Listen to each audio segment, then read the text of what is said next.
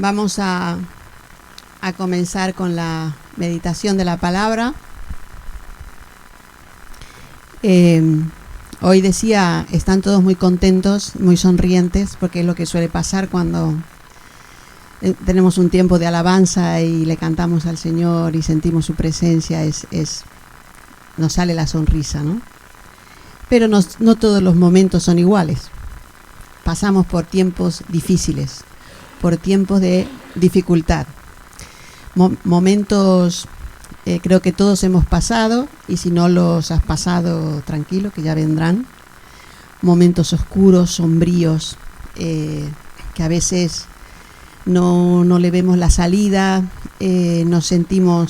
hasta a veces nos sentimos desamparados, a veces nos sentimos solos, donde todo se vuelve así oscuro y desalentador, todo es desalentador. Puede ser por diferentes motivos, ¿no? A veces son por problemas económicos, un matrimonio que no va bien, una enfermedad, un diagnóstico que aparece y de pronto todo lo que estaba floreciente de pronto se vuelve todo oscuro, una mala relación. Es decir, hay muchas situaciones en la vida que nos hacen vivir esta tiniebla, podríamos decir, ¿no? Esta oscuridad. Muchas veces el tema se prolonga, a veces es la incertidumbre, es algunos de nosotros que decimos, usted tiene cáncer, y entonces empieza un calvario y es una incertidumbre y se alarga. Y quisiéramos que el Señor nos saque de ese momento, ¿no? Quisiéramos que el Señor haga algo así y nos saque de esa situación, y no ocurre como nosotros deseamos.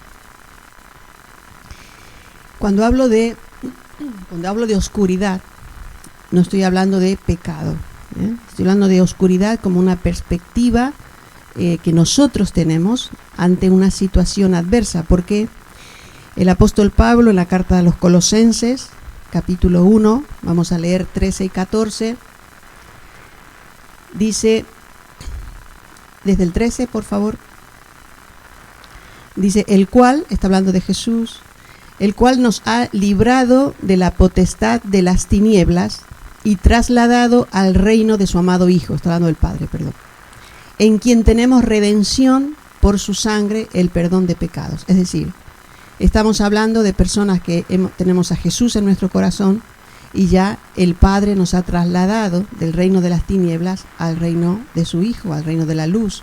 Es decir, no estamos hablando de vivir en pecado, no estoy hablando de esa oscuridad. Porque dice el apóstol Juan en su primera carta, capítulo 1, versículo 8, dice, si decimos que no tenemos pecado, nos engañamos a nosotros mismos y la verdad no está en nosotros. Es decir, tenemos pecado, pero no estoy hablando de las tinieblas de vivir en el pecado. Y no estoy hablando, si nosotros confesamos nuestros pecados, pues tenemos luz, tenemos comunión con Dios. Estoy hablando de una perspectiva nuestra de oscuridad, de tiniebla, cuando la circunstancia es adversa. ¿Qué hacer? O si recuerdas hacia atrás y recuerdas un momento en el que estabas pasándolo mal, que era todo difícil, que era oscuro, que no veías la salida, ¿qué hiciste? Porque lo importante, a veces creemos que es la fe para que Dios responda y nos saque de la situación. Y no es eso. No es eso en realidad, sino cómo respondemos nosotros frente a esa situación. Y la verdad es que en la Biblia tenemos muchos principios que Dios nos da. Porque, claro, la Biblia tenemos siglos, ¿no?, de escritura, de que ha sido escrita la Biblia. Entonces hay cosas que específicamente no dice hoy. Por ejemplo, hay quien dice, no, la Biblia no dice que no me puedo hacer una raya, ¿no?, que no puedo consumir de vez en cuando cocaína. Yo he conocido gente que ha dicho eso, ¿no? Teóricamente cristianos, que dicen, la Biblia no, ¿dónde dice la Biblia que yo no puedo hacerme una raya de vez en cuando? Bueno, o sea, porque la Biblia no habla específicamente de marihuana, de cocaína, no habla específicamente de estas cosas, pero sí que dice que somos templo del Espíritu Santo y que no tenemos que contaminar el templo del Espíritu Santo, que es nuestro cuerpo. Entonces nos habla de principios. No podemos ir a alta velocidad por la carretera, fuera de lo permitido. No lo dice específicamente, pero dice que tenemos que obedecer a las autoridades. Y las autoridades son los que ponen los límites de velocidad. No nos dice que tenemos que pasar tantas horas con las pantallas, con el móvil, con la tablet, con la tele, en pantalla. No lo dice específicamente. Pero dice que tenemos que vivir redimiendo el tiempo, que tenemos que aprovechar el tiempo. Y muchas veces pasamos tiempo con las pantallas perdiendo el tiempo. Entonces, la Biblia nos habla de principios que son válidos para cualquier circunstancia, para poder hacer frente a toda situación y muy especialmente las situaciones adversas. ¿Cómo reaccionar ante la adversidad? ¿Qué hacer? Hay algunos ejemplos. Hay un ejemplo que igual me han oído hablar de él muchas veces, que es José. Vamos a presentar a José. Génesis 37 del 1 al 4. Dice así. Génesis 37, 1 dice: habitó Jacob era el padre de José, habitó Jacob en la tierra donde había morado su padre, en la tierra de Canaán. 2. Esta es la historia de la familia de Jacob. José, siendo de edad de 17 años, apacentaba las ovejas con sus hermanos, y el joven estaba con los hijos de Bila y con los hijos de Zilpa, mujeres de su padre, e informaba José a su padre la mala fama de ellos. Y amaba a Israel a José más que a todos sus hijos, porque lo había tenido en su vejez, y le hizo una túnica de diversos colores. Y viendo sus hermanos que su padre lo amaba más que a todos sus hermanos, le aborrecían y no podían hablarle pacíficamente. Muy bien, aquí este es el punto de partida de la vida de José. No vamos a leer la vida de José porque se haría largo, pero más o menos les voy a contar a los que no la conocen qué es lo que pasó con José.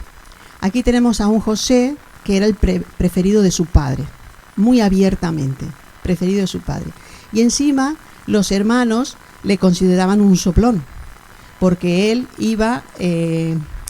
convivía ahí con los hermanos y los hermanos se portaban mal y hacían cosas malas, y él iba y le contaba al padre, y el padre le daba la regañina a los hermanos. Entonces dice que no le podían hablar pacíficamente, los hermanos le aborrecían, porque lo tenían como un soplón, como un ególatra, como que él, mira, el privilegiado, encima tenía la túnica, que eso también es un punto que se pueden deducir cosas, ¿no? Porque una túnica de colores, así como un vestido de rey, ¿no? Para él, con una túnica de colores, una túnica así no se puede trabajar mucho, ¿no? A los otros no tenían túnicas, los otros trabajarían duro, él iba con una túnica, pero bueno, todo tiene su simbolismo. Lo cierto es que le odiaban tanto los hermanos que deciden matarlo. Entonces, en determinado momento, los hermanos se van apacentando el ganado. El padre lo manda a José que vaya a ver cómo están, qué hacían, porque hacían fechorías. Y cuando lo ven venir, dice: mira, ya está este aquí otra vez. ¿Y qué deciden? Deciden que lo van a matar. Dice: vamos a tirarlo aquí en una cisterna y que se muera. Pero ahí interviene el hermano mayor, pone un poco de paz, dice: no, y lo salva. Y después Judá dice: mira, vienen unos mercaderes que van a Egipto, lo vendemos, y ya está. Y lo venden y se lo llevan a Egipto. Cuando va a Egipto, allí lo venden de nuevo como esclavo, y lo compra un hombre que era el jefe de la guardia de Faraón. Y ese hombre lo tiene en su casa, de esclavo. O sea que pasó José. Estamos hablando de las dificultades. No perdamos de vista el punto en el que estamos meditando.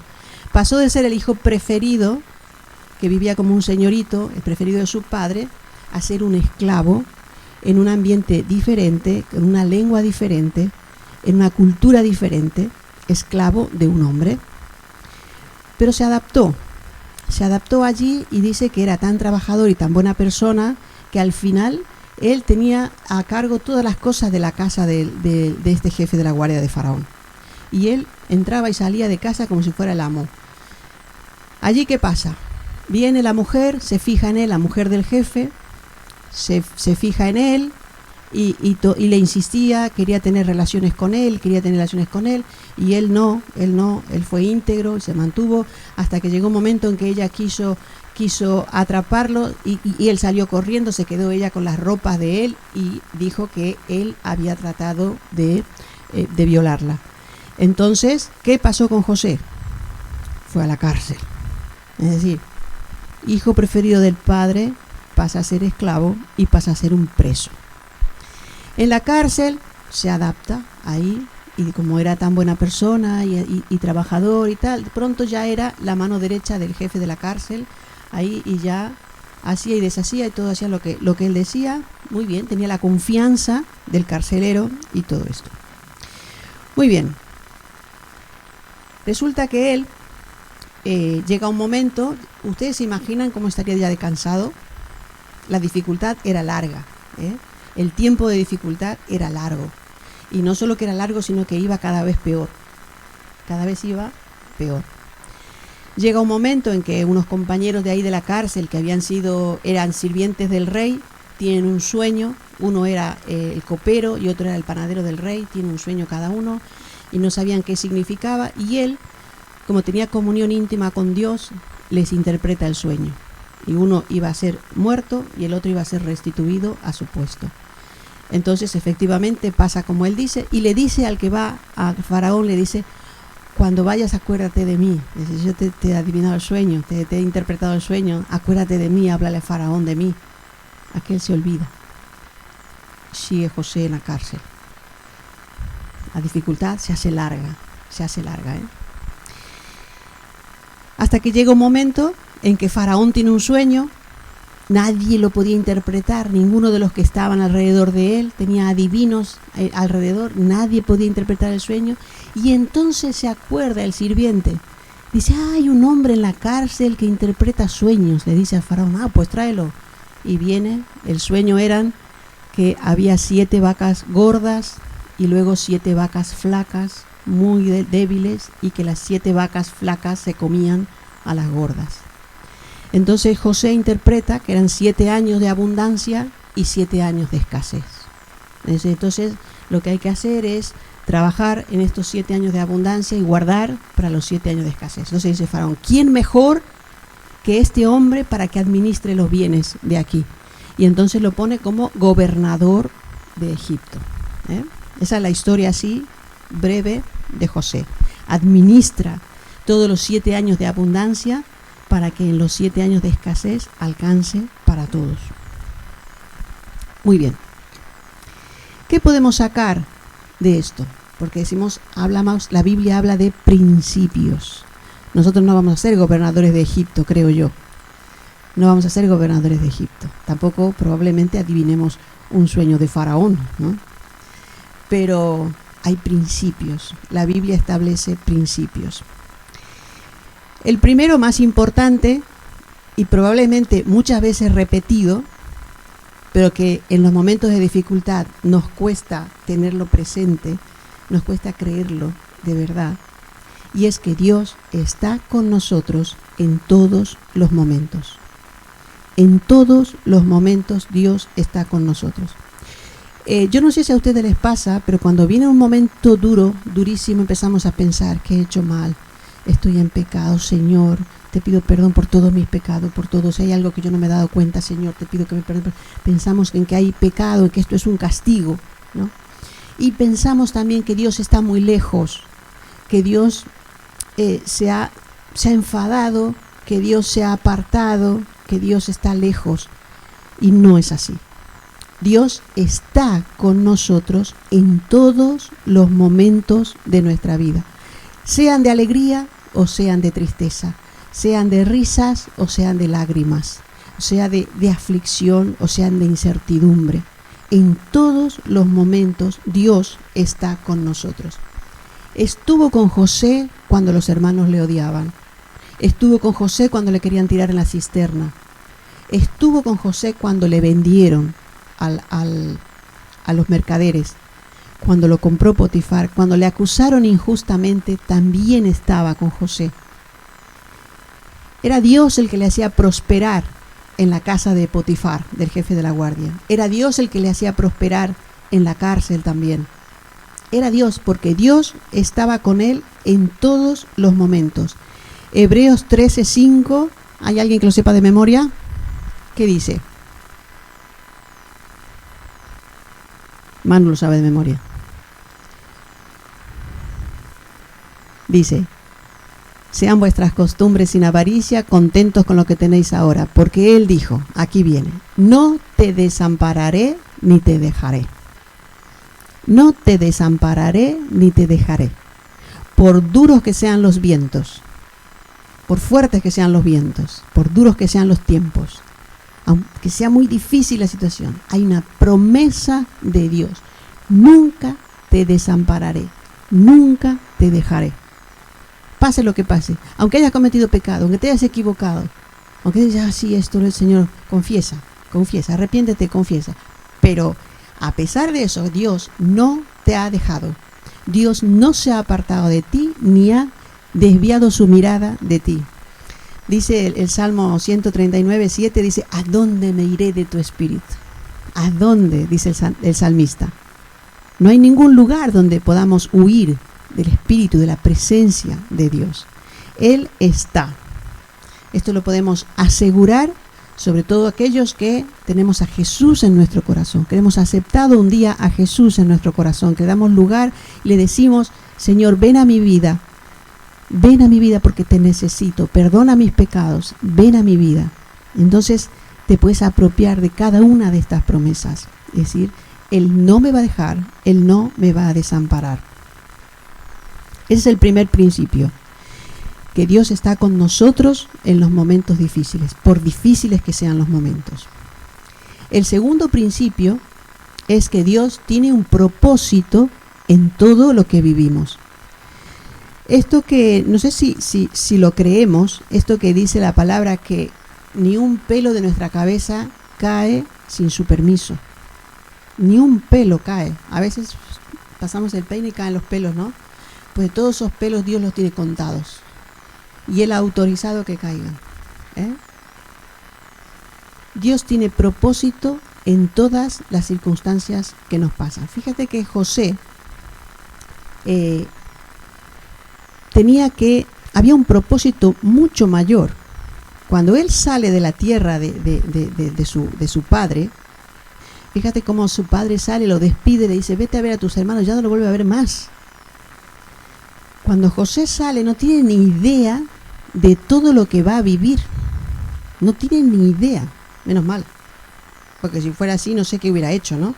Si fuera que alguien le dice, es que tú ahora te van a intentar matar tus hermanos y después te van a vender esclavo a Egipto y José no sé qué hubiera hecho, ¿no? Él no tenía ni idea, pero había un propósito superior. Dios sí que sabía por dónde tenía que llevar a José, porque tenía que recorrer un camino para llegar a un punto, que era ser gobernador de Egipto. José se convirtió en un salvador. ¿Por qué? Porque él administró los bienes. Él llegó a ser gobernador de Egipto, administró los bienes en el tiempo de la abundancia, en los 7 años de abundancia, y gracias a él sobrevivieron miles de personas. Porque en los tiempos de abundancia probablemente no hubieran administrado como lo hicieron, porque no hubieran sabido que después venían 7 años de escasez. Pero como gracias a Dios lo supieron, a través de José, Dios utilizó a José, se convirtió en un salvador para muchísima gente, para miles de gente, no solo para los egipcios, sino también después para su propio pueblo, para su propia familia. Había un propósito superior. Entonces, cuando pasamos por dificultades, tenemos que saber que hay algo más allá. Dios tiene un propósito más allá, que no lo vemos, que hoy no lo vamos a entender, pero Dios tiene un propósito. Seguramente cuando pasa el tiempo miraremos para atrás y dirá, era por esto. Mira qué bien que esto pasó así, porque ahora tengo esta bendición. Pero en el momento no lo sabemos. El tercer principio que podemos desprender de aquí es que el tiempo de oscuridad durará tanto como sea necesario para que Dios cumpla su propósito. Lo que decía al principio, todos quisiéramos en el momento difícil hacer esto y ya pasó, salir de esa situación a otra. Pero si Dios tiene un propósito, tenemos que orar para que Dios alcance el propósito en lo que estamos viviendo. Y probablemente no va a ser de un día para otro, ni de una semana para la otra. Entonces, el tiempo de dificultad va a durar tanto tiempo como sea necesario para que Dios alcance el propósito. José tuvo que transitar todo ese tiempo. Tuvo que aprender la cultura, las costumbres, cómo iba a ser gobernador de Egipto o gobernador de un pueblo que no conocía, que no sabía cuáles eran sus costumbres o ni siquiera su idioma. ¿Cómo podía ser? Era imposible. El propósito de Dios estaba allí, pero era necesario que él transitara todo ese camino, porque él tenía mucho que aprender para poder llegar a ser un gobernador de Egipto eficiente que cumpliera con el propósito para el cual Dios le había destinado. Tenía que aprender costumbres, tenía que aprender muchísimas cosas y sobre todo una cosa súper importante, aprender a vivir bajo autoridad y sobre todo en dependencia de Dios. Porque es cuando pasamos la dificultad, es cuando nosotros dependemos de Dios. No sé si compartirán esta idea conmigo, pero cuando todo va bien, incluso hasta nos podemos olvidar de orar y no pasa nada. Todo va bien. Ay, pero cuando viene la dificultad, ahí nos tiramos de rodillas. Y un día, y otro día, y una hora, y otra hora. Y ahí estamos de rodillas clamando. Porque es entonces cuando aprendemos la dependencia de Dios. Todo eso tenía que aprenderlo José. Son tiempos, los tiempos de dificultad, son tiempos de preparación. Porque después viene algo mejor. Dios está preparándote, está trabajando contigo, porque va a haber algo grande. Tenemos que vivir como vivió José, en dependencia de Dios, siendo obediente. No es fácil tener todo. Ustedes se imaginan un hombre que es un esclavo y que su jefe le da todas las posibilidades de manejar todas las cosas de su casa. Lo único que le reserva es su mujer. Pero él puede manejar todo, entra, sale, compra, vende, lo que haga falta, a los cocineros, a todo, él maneja todo. Se le podía subir eso a la cabeza, ¿no? Y dice, yo aquí, pues mira, pues yo soy esclavo, pero vivo como si no fuera un esclavo. Y ahora la mujer también quiere ser mi mujer, pues a escondida del jefe sin problema. Pero él se mantuvo en integridad, porque él lo que tenía era la vista, sabía que tenía la vista de Dios encima de él. Y lo que él tenía era comunión con Dios. Y a quien él quería agradar era a Dios. Entonces, a pesar de la dificultad, no vemos atisbo en la palabra de que él se haya enfadado con Dios. No lo vemos. No conocemos la intimidad de sus pensamientos, pero no se ve atisbo de que se haya resentido con Dios en ningún momento, sino que en los momentos más difíciles y cuando la tentación viene más fuerte, él se mantiene firme, obedeciendo a aquel de quien dependía su vida. Y podíamos decir en ese momento, madre mía, menuda vida que tenía José.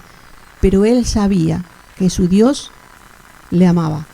Y a ese Dios él tenía que obedecer. Era el Dios de sus padres, el Dios de su abuelo, era Dios. Y le amaba y le obedecía, aunque fuera muy, muy fuerte la dificultad. Primer principio, Dios está con nosotros en todos los momentos. Segundo principio, Él tiene un propósito en cada circunstancia que nos toca vivir. Tercer principio, el tiempo de oscuridad va a durar lo que sea necesario para que Dios alcance el propósito. Y cuarto, aprendemos más en la oscuridad que en la luz. Aprendemos más en la oscuridad que en la luz. Sería maravilloso contar con una biografía, con un relato biográfico, así como el que ha hecho Pablo, de los pensamientos de José, ¿no? Sería bueno, porque después no hay un relato de decir José en su vejez pensaba tal o meditaba en tal cosa. No lo tenemos, ¿no? Pero qué maravilloso sería pero podemos elucubrar, ¿no? Es gratis. José había aprendido mucho en ese tiempo. Yo pienso, después al final de la historia, que es el deber para la casa, como dice Monra, lean la historia de José, está en el libro de Génesis. Después él tiene el encuentro con los hermanos, porque viene el hambre, también llega a la tierra donde vivía su familia, sus hermanos, y vienen a Egipto porque saben que en Egipto hay alimento. ¿Por qué hay alimento en Egipto? Porque José administró. Y vienen sus hermanos y él los reconoce, pero claro, ellos no le reconocen a él porque está vestido como un egipcio, porque habla como un egipcio. Entonces ellos no le reconocen, pero él sí, y ahí tiene un encuentro y es maravilloso. Es una escena muy dramática del perdón, del cómo llora José. Tiene que salir de la sala y llorar de cuando los ve a los hermanos. Eso es algo, una tensión muy fuerte que hay, pero seguramente después de eso y después de todo lo que ha vivido, José ha aprendido muchísimo. Probablemente en todo ese tiempo quizás reconoció que era un poquito engreído, que al ser el preferido de su padre, él se la tenía un poco creído y que él no buscó la amistad con los hermanos, sino que él estaba en un lugar así como de privilegio. Y no sé, se me ocurre a mí, ¿no? Como digo que elucubrar es gratis. Quizás entendió por qué le odiaban los hermanos. Y quizá por eso no se quejó. Entendió que había algo que él no había hecho del todo bien. Una cosa que seguro aprendió, que seguro meditó en eso, es lo fiel que fue Dios en todos los momentos. Seguramente al final de su vida, cuando miró para atrás, podía pensar qué fiel que ha sido Dios en todos los momentos. Seguro. A través de las situaciones que vivió, se dio cuenta de que él tenía habilidades de administración. Allí con su túnica de colores y siendo el chivato, allí en casa, no sabía él que tenía tantos dones de administración. Fueron evidentes cuando él tuvo que administrar, le pusieron al frente y se notó que él tenía dones. Eso lo aprendió, se daría cuenta de eso. También se daría cuenta de que Dios le había equipado con una integridad inquebrantable, porque en el momento de la tentación fuerte él se mantuvo en integridad. También tuvo que gozarse de eso, decir, qué bueno, Dios me ha fortalecido en el momento de la tentación. Es decir, en los momentos de la más absoluta oscuridad, de la incertidumbre, de la tristeza, de las lágrimas, ahí aprendemos más que en el momento de la luz, porque es cuando le estamos dejando a Dios que trabaje con nosotros, porque estamos buscando a Dios permanentemente, porque estamos dependiendo de Él. Y una cosa que es importante, porque a veces pensamos que en esos momentos es como que el mundo se ha paralizado, nuestra vida se ha paralizado y no vamos adelante. Quiero decirte que en todos los momentos, si te mantienes en la dependencia de Dios, estás dando pasos hacia la luz. Aunque estás viviendo en medio de una oscuridad, de una incertidumbre, Dios te guía hacia la luz. Cuando los hermanos le vendieron a los mercaderes, estaba caminando hacia la luz. Cuando le vendieron a Potifar, él caminaba hacia la luz. Cuando fue a la cárcel, caminaba hacia la luz. Siempre estuvo dando pasos hacia la luz, aunque él no se daba cuenta. Y es lo que suele pasar. Estamos tan encerrados en el problema, en lo que nos pasa, que no miramos. Pero si confiamos en Dios y nos dejamos guiar por Él, siempre estamos dando pasos hacia la luz. No subestimes lo que Dios está haciendo en tu vida. A veces pensamos en las dificultades, en la pobreza, en la enfermedad, en las malas relaciones, en lo que sea, en lo que nos aflige.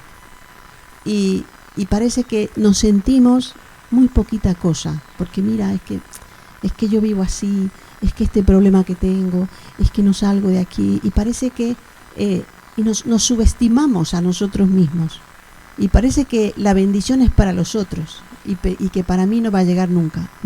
No subestimes lo que Dios está haciendo en tu vida, porque Dios está trabajando en tu vida, está trabajando contigo, está trabajando con tu corazón. Mantente firme, dependiendo de Él y obedeciéndole a Él. Aprendemos más en la oscuridad que en la luz. Y cuando haya pasado la oscuridad, de pronto dices, ya pasó, qué bien. Una cosa importante, comparte con otros tu experiencia de estar en la oscuridad. Comparte con otros, porque vas a bendecir a otros, porque uno de los propósitos, ese es uno, porque cuando uno pasa situaciones difíciles, hay muchas cosas que cambian en uno mismo, pero uno de los propósitos es poder bendecir a otros, y quizás otros después pasarán por una situación similar a la tuya, y tú podrás bendecirles contándole lo que has vivido, cómo Dios te ha sostenido, cuáles son los principios que tú has manejado en medio de la oscuridad, para que le ayuden a mantenerse fiel, a mantenerse firmes.